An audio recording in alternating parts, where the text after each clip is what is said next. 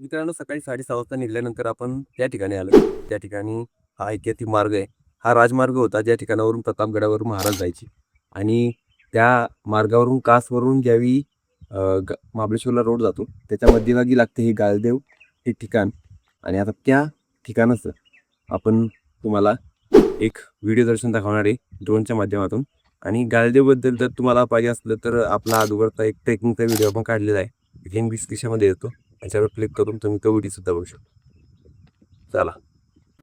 शहर के रस्तों पे तो नहीं लड़खड़ाने वाले साहब, हम गांव के पगडंडियों के पाले हुए बच्चे हैं। हाँ, तुम्हें होती होगी धूल से एलर्जी, हम पूरा लड़कपन मिट्टी साने हुए बच्चे हैं।